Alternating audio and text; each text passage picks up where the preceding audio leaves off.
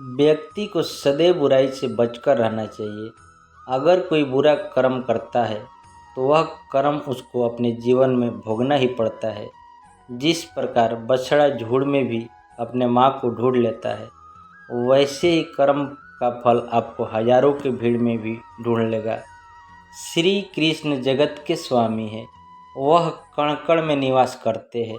छोटे से छोटे जीव के हृदय में ईश्वर का वास होता है। उस जीव को कष्ट का अनुभव होना ईश्वर को कष्ट का अनुभव कराता है। अर्थात किसी जीव के कष्ट देकर अपने ईश्वर को खुश कैसे देख सकते हैं। कृष्ण अपने भक्तों को कर्म का मार्ग दिखाना चाहते हैं। वह कहते हैं, अपने कर्म समाज के प्रति और मानव कल्याण के प्रति केंद्रित करते हुए करो। बाकी फल की चिंता मत करो। उन सभी कर्मों को मुझे समर्पित करो। इस मार्ग को अपनाकर तुम मुझे प्राप्त कर सकते हो, मेरे प्रेम का भागीदार बन सकते हो। जो दुष्ट लोग होते हैं वह कठोरता से ही मानते हैं। उनको समझाने के लिए कठोर व्यवहार करना आवश्यक है। अगर समझाने मात्र से दुष्ट समझ जाते तो बांसुरी बजाने वाला कभी महाभारत नहीं होने देता। मनुष्य का मन सदैव से चंचल रहा है। इस मन की चंचलता ने मनुष्य को पथ भ्रष्ट तथा मार्ग से विचलित करने में कोई कसर नहीं छोड़ी। जो व्यक्ति अपने मन को नियंत्रण में नहीं रखता, वह धीरे धीरे स्वयं का शत्रु बन जाता है। जो व्यक्ति सदैव हंसता खेलता मुस्कुराता रहता हो, अगर वह अपने स्वभाव से भिन्न हो जाए, अर्थात चुप गुमसुम उदास रहने लगे, तो समझना उसके हृदय में कोई पीड़ा है। उस पीड़ा ने उसे कमज़ोर बना दिया है। जिस व्यक्ति के पास संपूर्ण धन दौलत ऐश्वर्य वैभव सब है मगर संतुष्टि नहीं है, उस धन दौलत का कोई अर्थ नहीं। वह सदैव असंतुष्ट की स्थिति में रहता है। जिंदगी में भरोसा एक ऐसी चीज़ है जिसे प्राप्त करना वर्षों की मेहनत के समान है। फिर भी यह प्राप्त हो या नहीं, यह भाग्य पर निर्भर करता है। किंतु भरोसों को तोड़कर पुनः प्राप्त करना यह संभव नहीं है। इसलिए जिंदगी में अवसरों का आनंद सदैव ले, लेकिन भरोसे को कभी टूटने ना दे। प्रेम कभी ना समाप्त होने वाली प्रक्रिया है। जिस व्यक्ति को प्रेम हो जाता है, वह फिर जीवन और जीवन के बाद भी प्रेम में वशीभूत रहता है। प्रेम को प्राप्त करने के लिए त्याग, तपस्या और योग का सहारा लेना पड़ता है। जो व्यक्ति अपने अहंकार से भारी होता है, जिसमें अभिमान भर जाता है, वह उस पत्थर की भांति होता है जो भारी होने के बावजूद भी नदी की धारा में डूबकर अपना अस्तित्व खो देता है। अगर किसी लक्ष्य से खुशी या सफलता की प्राप्ति में लंबा समय लग रहा है, प्रतीक्षा की अवधि अधिक हो रही है, तो हो सकता है आपकी अपेक्षा से ज़्यादा आपको मिलने वाला है। अपने कर्म पर अड़िग रहिए। जो लोग जीवन को भूत और अतीत को भरोसे छोड़ देते हैं, उन्हें श्री कृष्ण सावधान करते हैं। जीवन का अर्थ न भूत है न भविष्य। जीवन केवल और केवल वर्तमान है। इसलिए वर्तमान में अपने जीवन को आनंद पूर्वक जिए, निस्वार्थ होकर कर्म को अपने जीवन में अपनाए। जो विधाता के लेख में होता है, उसी का फल हमें मिलता है। विधि के विधान को स्वयं ईश्वर भी नहीं टाल सकते। जिस प्रकार राधा से कृष्ण निश्चल भाव से प्रेम करते थे, प्रेमिका के भाव से मीरा कृष्ण को पति मानती थी, मगर विधि के विधान में रुक्मणी का साथ लिखा था, जिसे स्वयं विधाता भी नहीं टाल सके। क्रोध व्यक्ति का सबसे बड़ा शत्रु है। क्रोध को जन्म लेते ही व्यक्ति अपना विवेक खो देता है। विवेक के खो जाने पर व्यक्ति अपने पतन के मार्ग पे उन्मुख हो जाता है। क्रोध की अवस्था से सदैव बचना चाहिए। इस संसार में कुछ भी अस्थायी नहीं है, ना ही सुख दुख और ना ही जीवन मरण। सब एक प्रक्रिया है। जो खुशी आज तुम्हारे पास है, कल वह खुशी किसी और के पास होगी।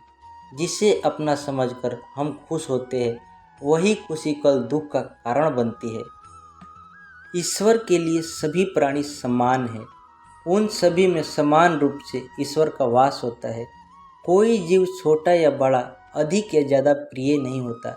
जो अपने ईश्वर की विशेष आराधना करते हैं, पुकारते हैं, उनके साथ वह सदैव उपस्थित रहते हैं। जिस व्यक्ति में अहंकार, मैं और मेरा का भाव समाप्त हो जाता है, कुछ पाने की लालसा नहीं होती, वह परम शांति को प्राप्त करता है। उसे भगवान ईश्वर की शरण में प्राप्ति होती है।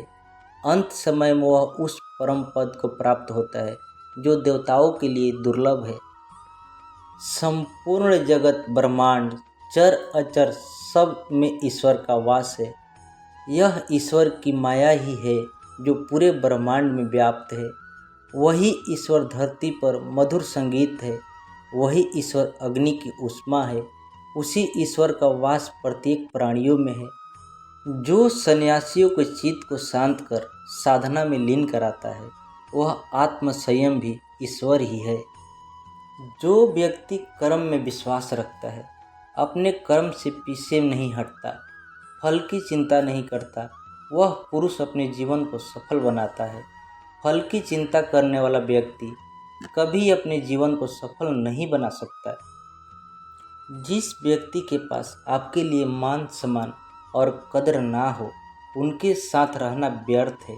वह सदैव आपके लिए शत्रुता का भाव रखते हैं।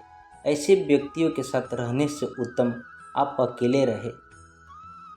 इस जीवन में अधिक सीधा होना, सरल होना भी अनुचित है। जो सरल और सीधे स्वभाव का होता है, लोग उसका अनायास फायदा उठाते हैं। दिव्यता को प्राप्त करने वाला व्यक्ति शक्तिशाली तब तक नहीं हो सकता जब तक वह दूसरों के हित में ना हो। वह व्यक्ति दूसरों को दिव्य बनाए, इसमें उसके शक्तिशाली होने का परिचय मिलता है। यह जीवन एक रणभूमि है। यहाँ निरंतर संघर्षों का सामना करना पड़ता है। इस संघर्ष रूपी महाभारत में स्वयं अपना सारथी, अपना मार्गदर्शक और योद्धा बनना होता है। जिनकी किस्मत अच्छी होती है, जिनके पास किसी साधन की कोई कमी नहीं होती, वह थोड़ा सा भी कष्ट नहीं झेलते। थोड़ी सी भी कमी होने पर भगवान को कोसते हैं। वही जिनके पास अभाव होता है, जिनके पास साधन की कमी होती है, उनके पास थोड़ी सी भी बरकत हो या खुशी मिले, वह भगवान को धन्यवाद करते हैं। यह पृथ्वी नश्वर है। यहाँ सब कुछ गतिमान है। जिस प्रकार सुख दुख जीवन में आता जाता है, उसी प्रकार मृत्यु और जन्म यहाँ लगा रहता है। इसमें खुश होना या दुख मनाना व्यर्थ है। मुंह से माफ़ी देना और हृदय से माफ़ी देने में काफ़ी अंतर है। मुख द्वारा दिए गए माफ़ी को तत्काल प्राप्त किया जा सकता है, किंतु दिल की माफ़ी को प्राप्त करने में उम्र बीत जाती है। भगवान अपने भक्तों को सदैव परीक्षा लेते रहते हैं। इस परीक्षा में भक्तों को अनेकों कष्टों का सामना करना पड़ता है। सामान्य लोग इसे अपना दुख मानकर पीछा छुड़ाते हैं। वही साधक तथा प्रेमी प्रभु की इच्छा समझकर उसका सामना करते हैं। सांसारिक सुख क्षणिक होता है। जो सुख आज प्राप्त हो रहा है, वह सुख स्थायी नहीं है। यह सुख आपके साथ सर्वथा नहीं रहने वाला। आपको दुख भी प्राप्त होगा, परंतु संसार से वियोग अर्थात मुक्ति परम आनंद को प्राप्त कराती है। माना जाता है जीवन के पूर्व कर्मों का फल इसी जन्म में प्राप्त होता है। जितने भी रिश्ते नाते, सुख दुख व्यक्तिगत जीवन में प्राप्त होते हैं, यह ईश्वर तक पहुँच आती है।